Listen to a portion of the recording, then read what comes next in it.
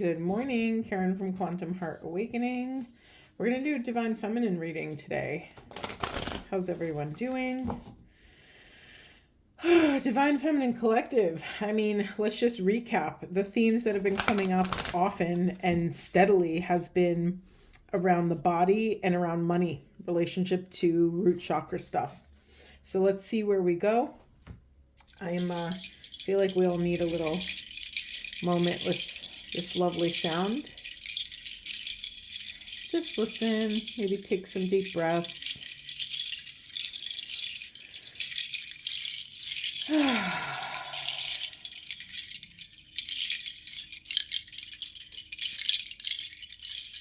Okay, I just needed that for myself. I hope you needed it too. Okay, Spirit, thank you for being with us. What do we need to know for the highest and best good of self and the planet? What are the blocks that are showing up for the Divine Feminines? What are the solutions to those blocks? And what do we need to know?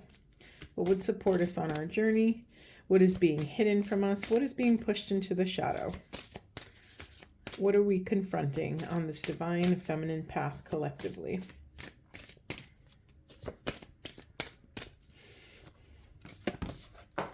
Excuse me. We have some jumpers. Okay, we have passion, excavating passion. We have innocence, returning to innocence, and dazzling charm. Yeah, there seems to be an excavation of something here. Anything else, Spirit? Anything else? Thank you. I'm trying to not let everything fall off the table because that's super annoying, but it is what it is. We have power to visualize a better world. Interesting. Okay. Unconscious position. What do we have? We have cherry blossom, seize the day. So for those of you that watch me, the card at the bottom of the deck is the unconscious position. What does that mean in terms of this reading? It's the thing we're pushing into the shadows. What is the shadow? The shadow is a part of self that we're ashamed to show the world. Now, this could be also something we're ashamed to even look at ourselves. Also, the unconscious thing could be that also it hasn't come into your consciousness yet. So it's not that always that you know what it is. Sorry, I don't know why I'm describing this poorly, but I feel like my brain's not fully working. Let me take a sip of my cacao and wake up. Delicious. Okay. All right. So yeah, what's being pushed maybe into the shadows for some of you is that maybe something that you're ashamed to show the world is that you don't think you have what it takes to bring about these changes into fruition. We have seized the day here. Also, I don't know if anyone has any fond memories around cherry blossoms. I do. They remind me of my mother. My mother and my grandmother loved cherry blossoms. We have a local cherry blossom festival here, and there's like a beautiful long street all lined in cherry blossoms, and it's quite the sight to see. Anyway, moving on. All right, feminines. We have passion, we have innocence, we have dazzling charm, we have power to visualize a better world. Okay, this is all making sense to me. So essentially, we have all of this innate fluid power that we are learning to come into a mature relationship with. We are recognizing and remembering our power to create that which we desire, to move the needle forward, not only in our own lives, the lives of our loved ones, but also the planet, that we can actually visualize. We are powerful enough to visualize a better world and use all of that charisma, that magnetism to bring about this new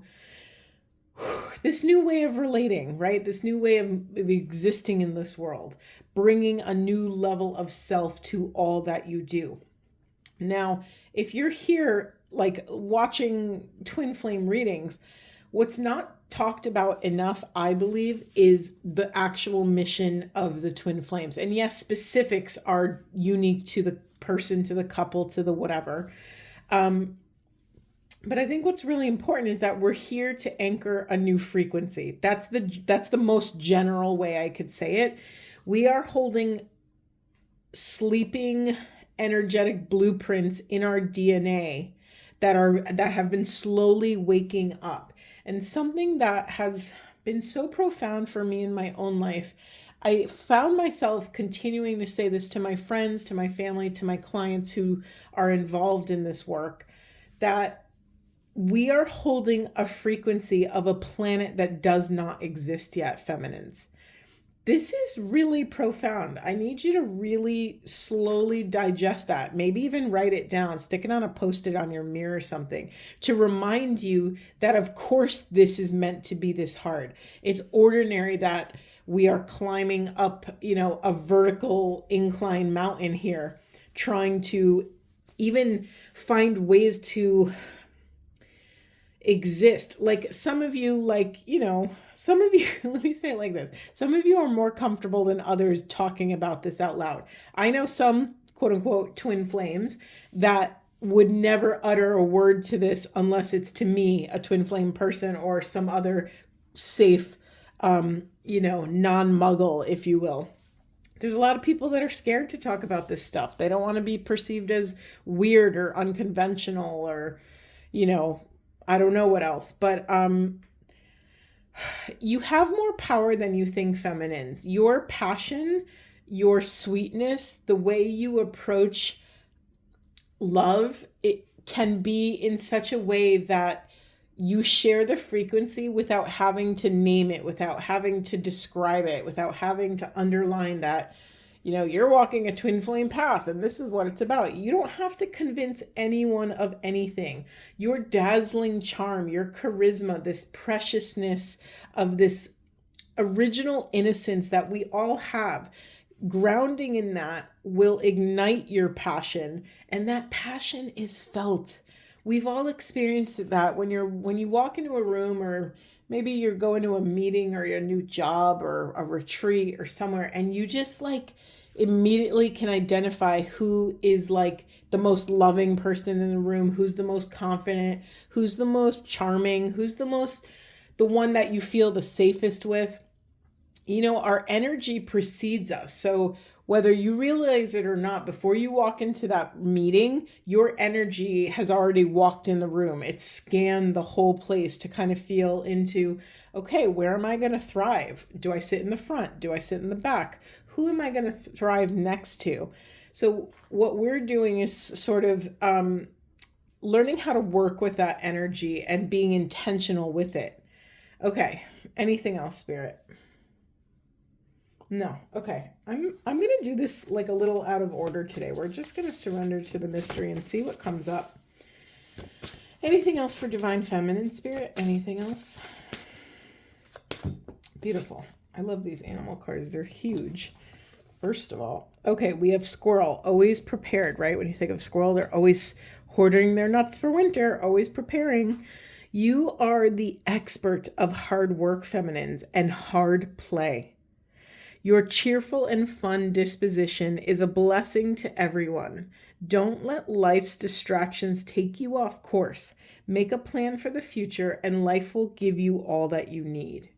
I think what's the loudest message in here is understanding that hard work and hard play are equal. It's 50-50.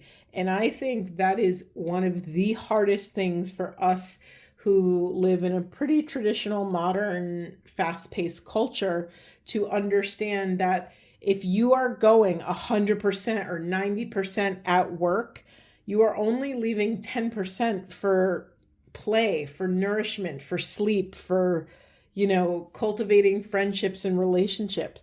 And I understand that at different parts in our relationships, in our lifetime, maybe you hustle really hard one year and then you kind of go slower the next year. It's not all always the same. However, I just want to plant this little seed for you, feminines, to make sure you're playing as hard as you work. There's something really important about that. And also, understand that when you show up in your grounded, pristine, passionate magnetism, for you that might feel like play, but you actually are igniting all these people around you that may also want to work with you, that may also are witnesses to seeing how you navigate the world and seeing that there is a different way, right? We don't have to save our passions outside of the 9 to 5 job. We could bring our passions into work. Even if you're not doing the thing you're passionate about, we could, what's it called when you have, when you're applying for jobs and transferable skills, or what's that phrase? You know what I'm talking about. It's that thing, like you have all of these transferable skills. You could bring these skills that ignite your soul, that, the skills, maybe you're obsessed with yoga, or maybe you're obsessed with belly dancing, and it just ignites you and you have so much freedom and flow, and you're tapped into your sensuality and confidence, and you're just like flowing and it feels so good. You could bring that same energy into your workday. That stuff is palpable. People will feel that and want to work with you.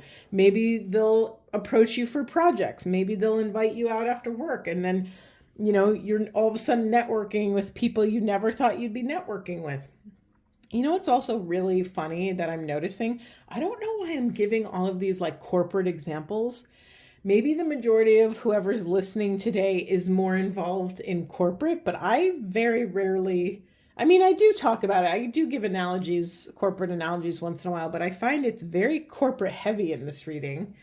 And most people don't work a super corporate-y job. Wow, I didn't realize we had so many cards here. Okay, we have the black bear, the guardian spirit. Gentle and wise protector, give me your confidence and power. Help me protect the ones I love. Awaken my intuition and guide me. I don't know why I'm getting emotional about this. I think I feel a lot of empathy for specifically mothers or people who do mothering, who give so much of themselves and oftentimes lose themselves in mothering. And I'm not a mother, but I have been around powerful matriarchs in my life, and I understand that excuse me, I'm just losing my voice, which is an interesting choice of words, because I think in motherhood, we tend to lose our voice because the job is such a heavy requirement. And we've done this job for hundreds of years with, maybe imbalanced support, especially in modern times. I feel like in the last couple hundred years, the society and maybe family units did not support women equally, right? It's like, this is your job and I do my job, and so if you then didn't live in a house with like a multi-generational house, it falls on you. Most people nowadays don't live near their parents and grandparents or their siblings or their cousins or aunts and uncles. Like, most of us don't live on the same property anymore, or, so a lot of the weight of child rearing has been put on the mother. And so there's something here about, excavating your voice as a woman, as a person, as an individual. There's something here about honoring the sacred journey of motherhood, but also individuating from the archetype of it. How often I've heard so many mothers say, I'm no longer Karen. I am Joseph's mom, or I am Larry's wife, or I am so-and-so's sister, or like it's like the world is identifying them through other people. And so that could feel it's like you're already giving all of yourself to growing and raising humans, and on top of that you're being forgotten about as an individual. Let's honor that is sort of a trauma. Let's honor the pain of that experience. And of course, let's honor the joy of it. Like, it's no easy task to raise a family in these times. It's very difficult. There's a lot of conflicting information out there. There's a lot of, let's just name it. There's a lot of corruption, and there's a lot of conflicting ideas, and it's really hard for parents to know what to believe.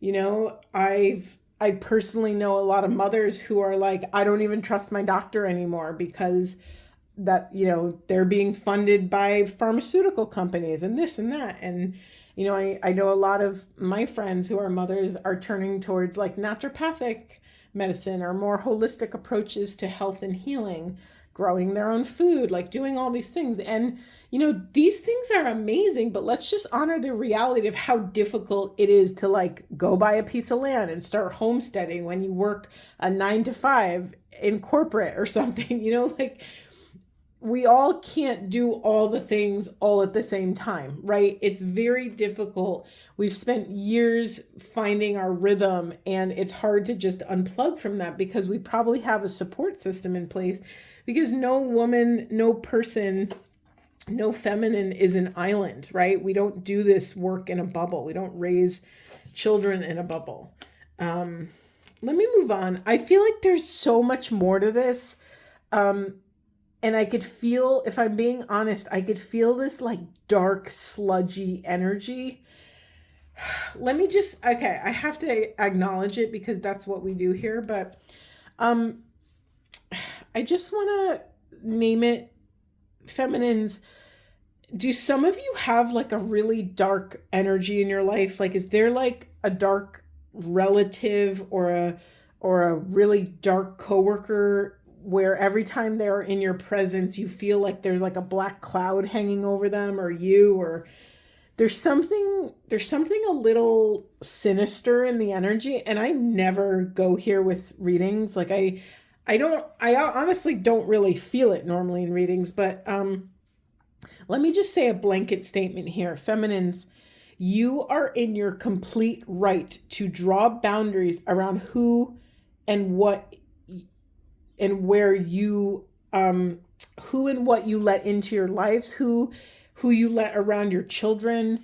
You're allowed to draw all these boundaries without any concrete reasons or evidence. Your intuition is enough. You don't have to hang around long enough until they prove you right.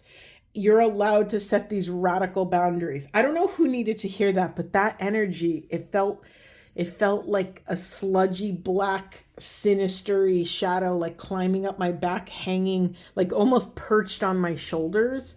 It felt really creepy, if I'm being honest. Moving on. We have the humpback whale, the singer. Sing healing songs for the world. Your inner navigation always guides you. Nothing can stop you or keep you from your goal.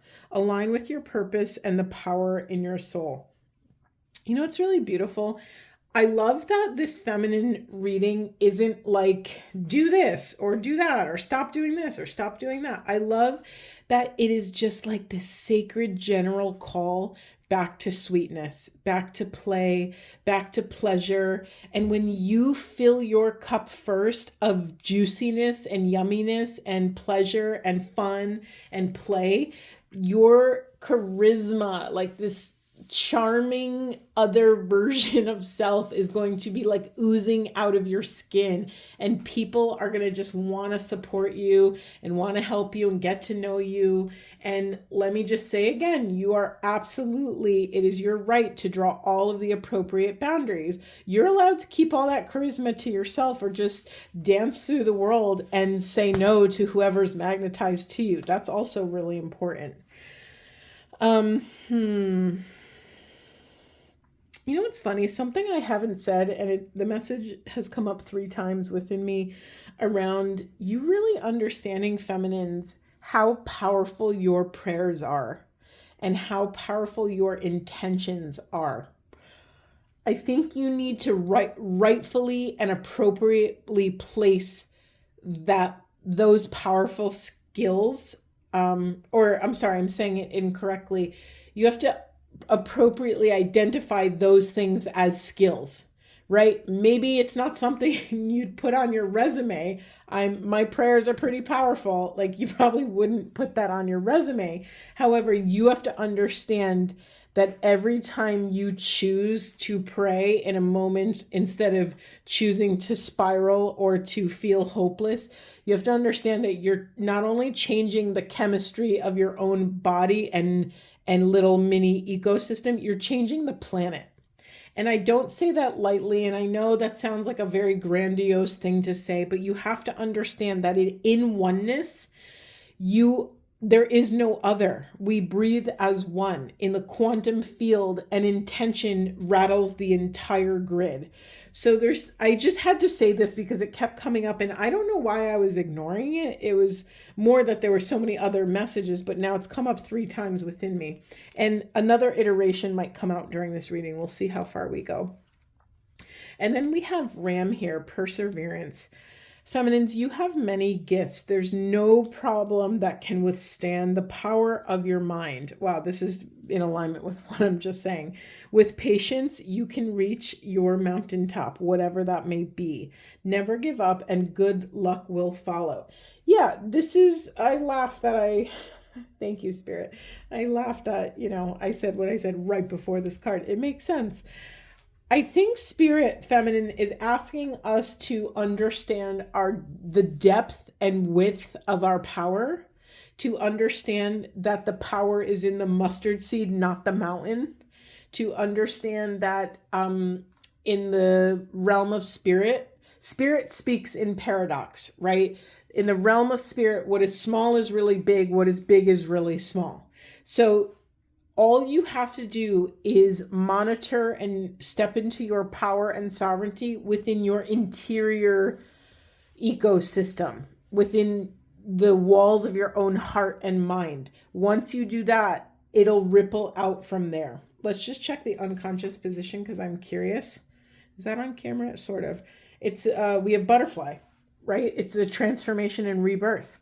It says, you can reinvent yourself, open to the rewards of change. You have brilliance to share with the world. Love every part of your journey. Isn't this very interesting that we, in both shadow positions, we have seized the day and we have this rebirth? It is time to really, truly leap off the cliff and have faith in yourself. Trust in who you are. Trust in what you're capable of. If you are even listening to someone like me, you believe in this quantum existence. You believe that you are a part of something greater than just your individual self, which tells me that you also believe that you have the power of the grid. You understand that what is in one is in all, right? So that you're not really just you. You are a representative or just a micro piece of the collective feminine, and that we get to do this work together. Just like we're all a quantum piece of the collective masculine. We're never not in union with our person, with other feminines and masculines. We have to understand that we're really just energy. And when you could really start to align with that, I know it's a thing that we learn in school, and everything is matter and atoms, and nothing is truly solid, because when you break it down to the molecular level, everything in constant motion. Like, I know we've heard these things.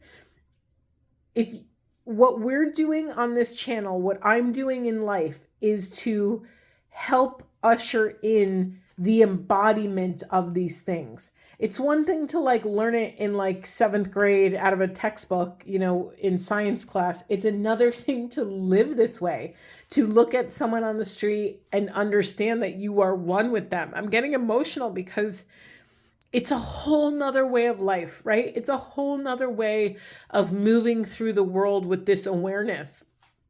And listen, I have to, as your spiritual guide, as your transpersonal educator, I have to keep things balanced.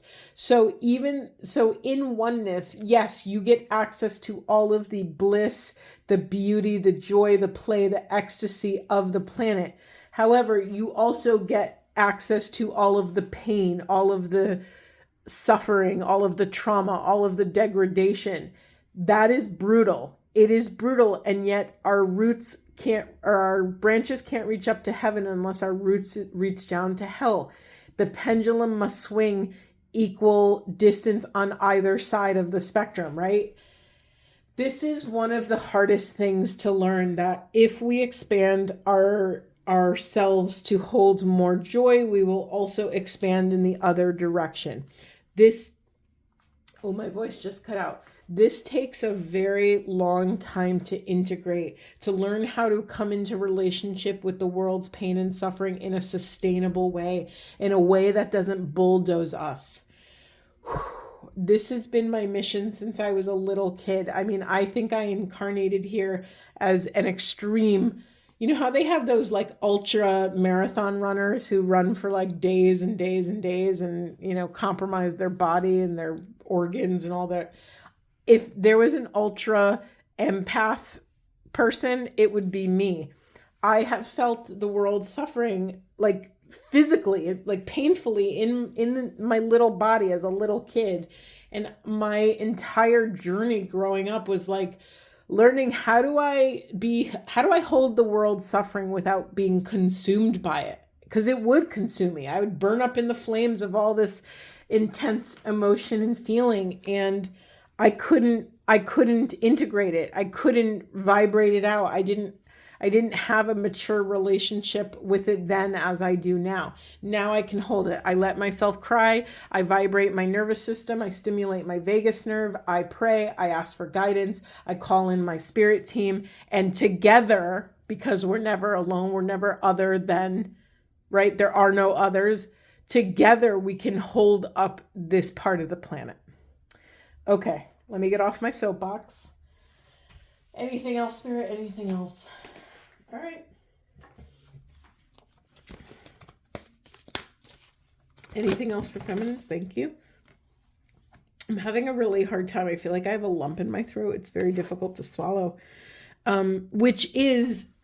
Just thank you, Spirit. Sometimes I say things and I'm like, oh, duh, thank you, Spirit. This is a difficult truth to swallow.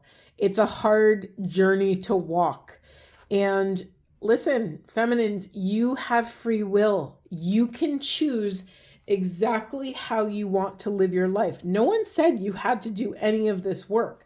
But if you're here, I assume you're called to it. I'm getting emotional because I just had this beautiful conversation with a friend on the weekend, and we were talking about calling versus vocation versus people that just want to be a part of something.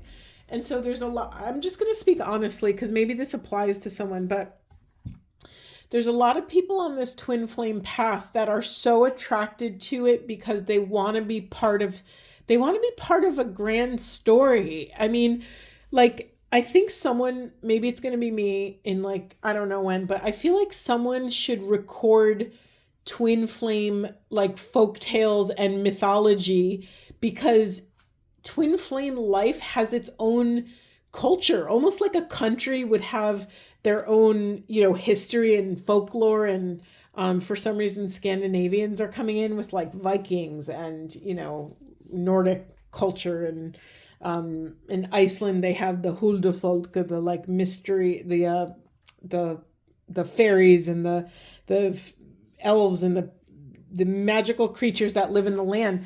With twin flame life, there's also a folklore. There's also this, and I think people get really swept up in the beauty of I'm sorry.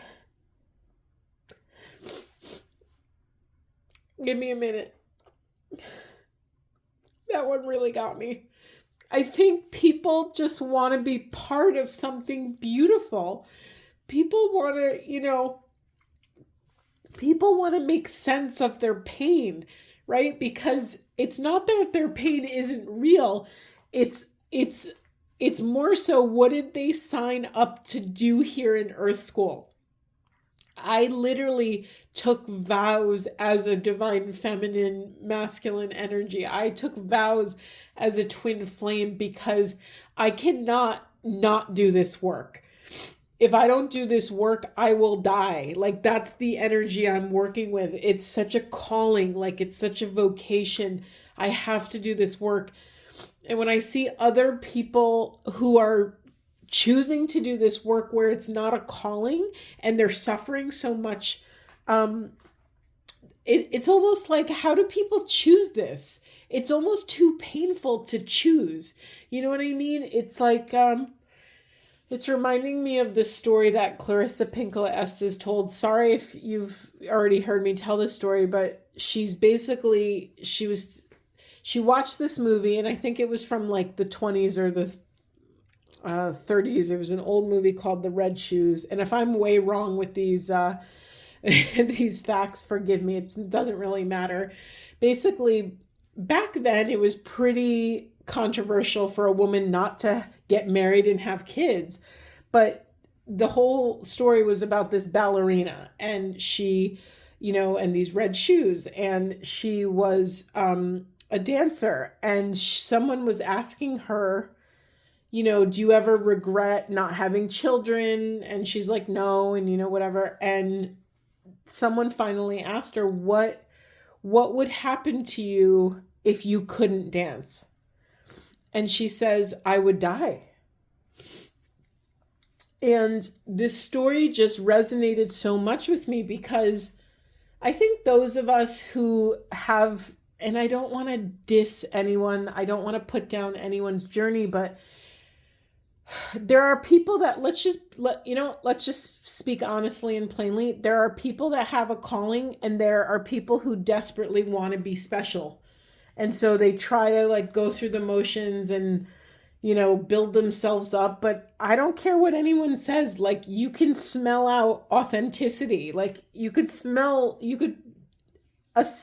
absolutely identify when people are like forcing something, when, it doesn't feel very authentic or it doesn't feel legitimate. And I'm not bringing this up to criticize those people. I'm honoring that this path on the outside could look like, people with these divine gifts are like chosen and we're special and like all these things, when the reality of what a lot of us went through to get to this point is so much pain and suffering, that if people really understood what it took, no one would choose this. Like no one would choose this. It's like not all kids want to be Olympians, right? Because when you hear these Olympic athletes and their childhood stories, it's like, yeah, from 2 years old, they always knew they wanted to be a basketball player, or like, they were playing hockey, 6 hours a day since they were 4 years old. And you hear these insane stories, and it's a cool story about an Olympic medalist. But, when you really think of that poor child's life and how they probably missed out on a lot, right? So the same thing goes for people with these gifts. And I just want to say again, like, we're not special. We're not. Like, I really believe that everybody, if they can just become present, that everyone has some version of a gift to share. I mean, it's really easy for me to say, like, I don't talk to people that have passed away. I'm not like a medium in that way.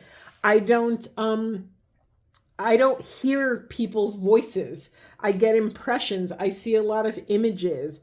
It almost feels like I have like a very intellectual academic gift, like a more cerebral divine gift than other readers. I'm also very feeling. I feel everything in my body. Everything means something, and it's up to me to interpret and put the puzzle pieces together and regurgitate it in a way that can make sense to other people. And I'm still learning. I learn every day. I fall down every day and I get back up and try to figure out something different in the next reading. But every message is different. And for those of you who've been watching me for a while, like, I have all the same cards. And I might use the same deck for a lot of my readings, and a different message comes out every reading, Why am I talking about this? Mainly just because if you're someone that is not called, and you will know if you're called, you will know if this is a vocation, because you won't be able to do anything but this. If you are someone that is not called, that is, attracted to these things because of whatever reasons, I just need you to hear that you have your own gift out there. And by you not honoring your extreme resonance and alignment, you are not respecting the gift that is meant for you.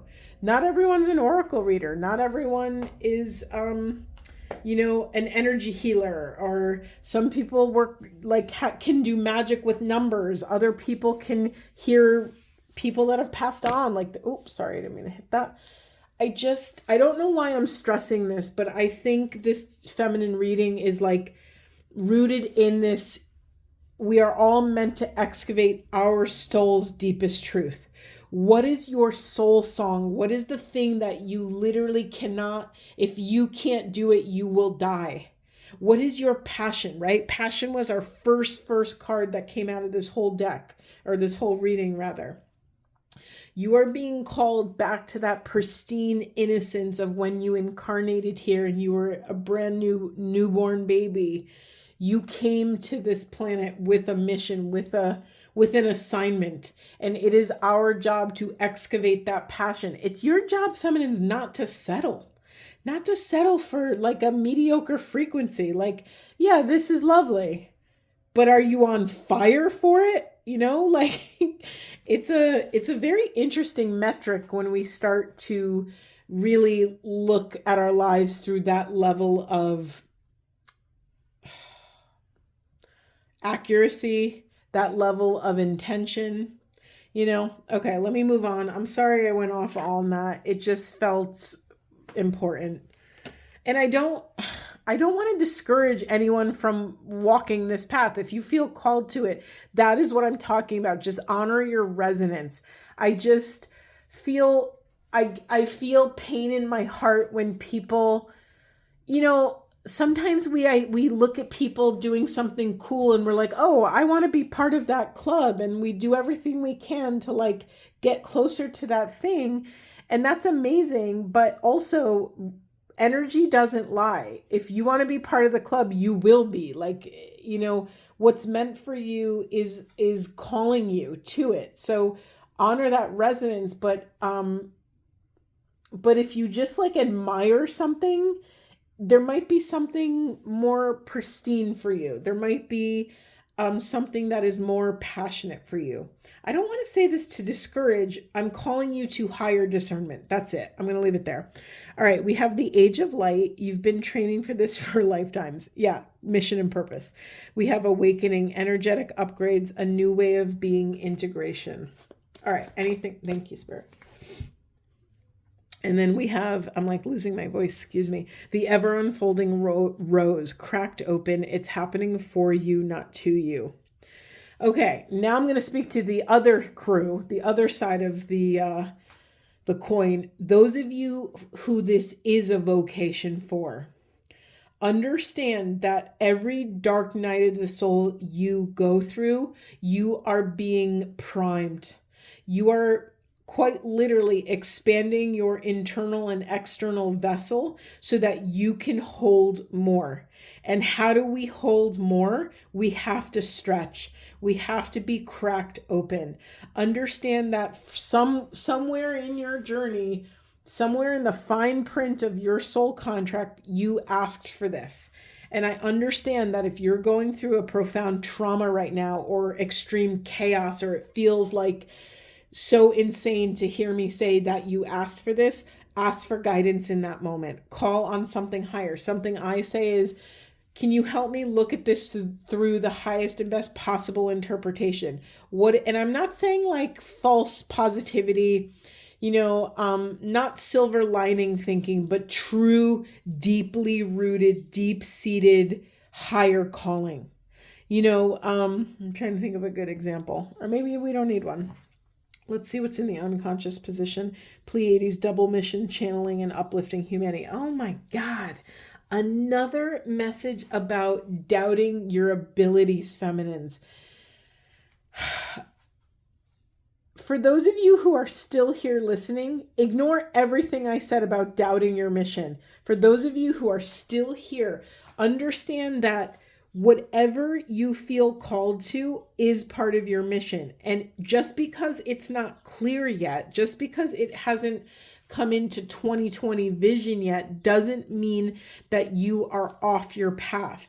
I just told my friend the other night, if you are irked by something, if you are activated by someone or something, if you are triggered, these are little stepping stones to truth. If you don't understand why every time you listen to this one person, you get pissed off or you contract or whatever, this is a mission of learning about self. This is a journey into the self to become more self-aware so that you can understand what are these archetypes that I'm working under or with or through. What are my mythologies that I'm working through in my life? What are the mythologies in my family of origin? What am I carrying on my back every day of my life?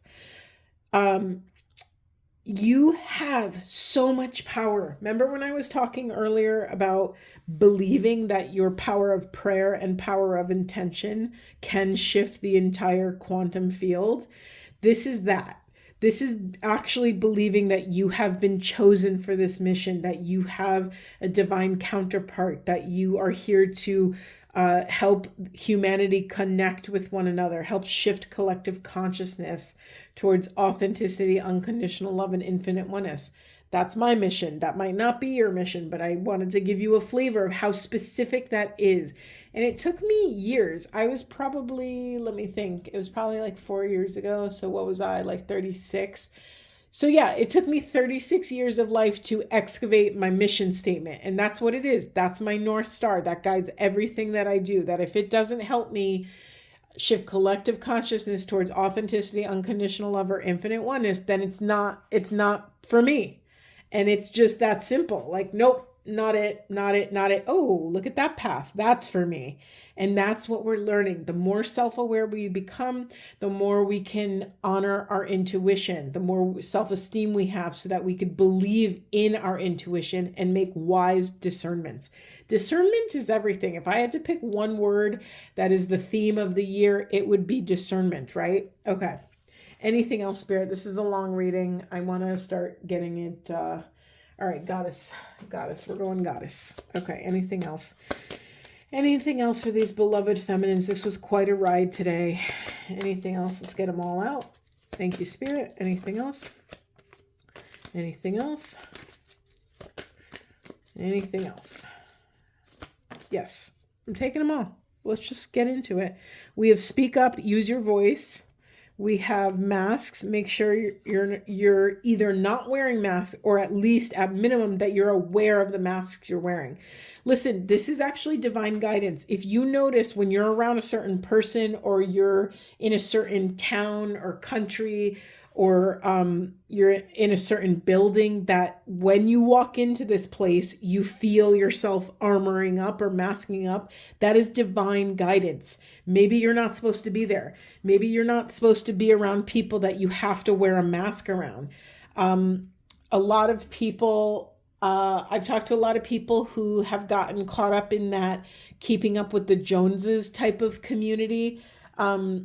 I haven't had that personal experience where like you're kind of competing with each other, like who is the bigger house, who is the better car, That's exhausting and never ending and such a waste of everybody's energy. And they noticed how many masks they were spending all of their resources in who has the better mask, right? Who has the better mask? That sounds so insane that we would waste our precious sacred life force and resources on this like false thing. So be careful if you catch yourself wearing masks. Okay.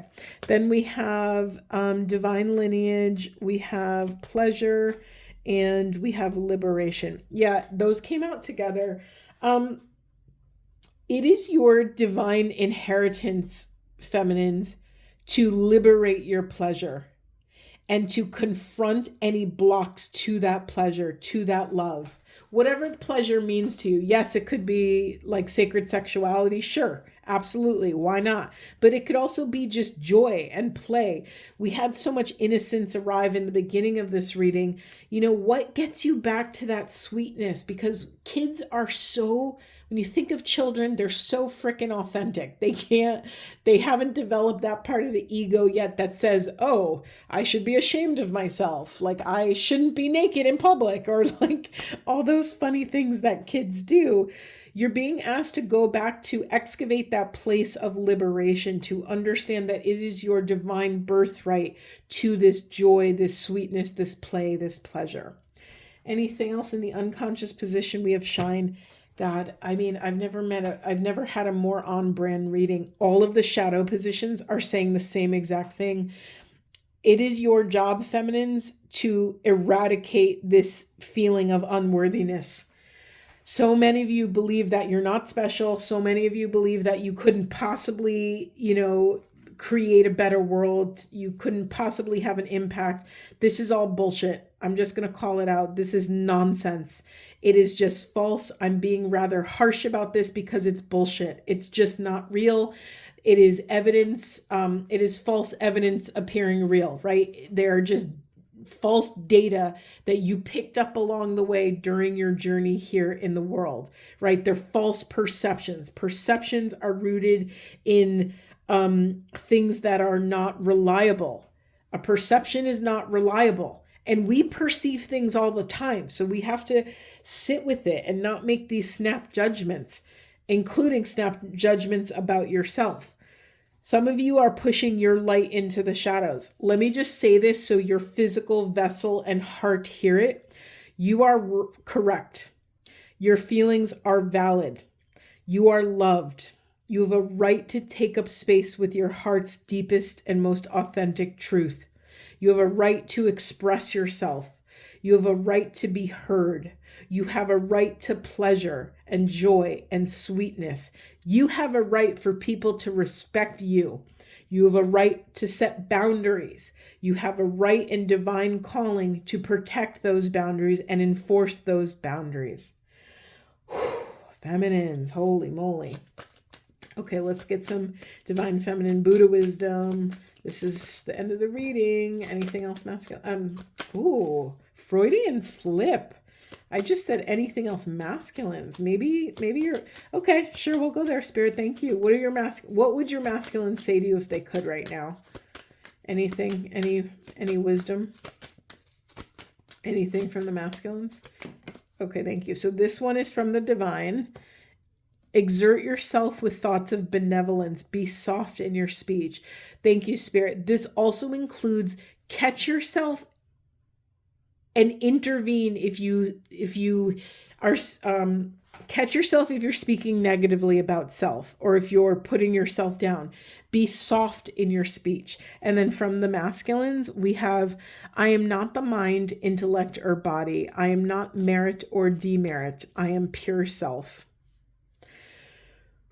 So this is individuating from the human experience and honoring your divine role in the family lineage, in the divine lineage, in the quantum cosmic family. Beautiful. Feminines, that was quite the ride. I have a headache. It was a lot. And I have so much empathy and compassion for those who understand this is their vocation and those who are still searching for that thing that ignites their soul.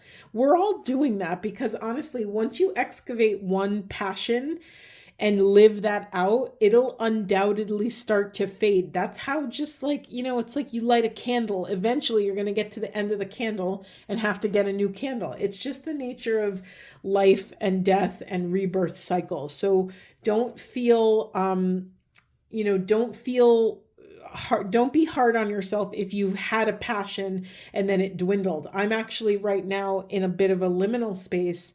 I'm closing my office and I'm now kind of feeling like, what is the next iteration of my work? And let me tell you, for someone who's been here a million times, this liminal space is really uncomfortable. The space between something has died and something has not yet been reborn. It's uncomfortable to surrender to the mystery. So be patient with yourself, be present, take care of your body, mind, spirit, give yourself joy. One of the biggest messages in this whole reading was balancing the work and play feminine. So let's just leave it there. Don't forget about play.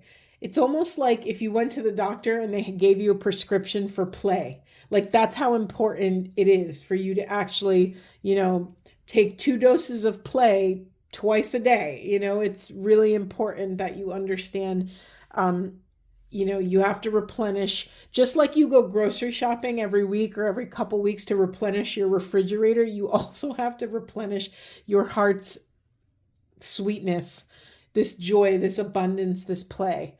So do the work to excavate whatever that is for you. It'll definitely pay off. Okay, I'm so sorry I'm still talking. Love you guys so much. Thank you for being here. I hope this was supportive, and I'll see you in the next one.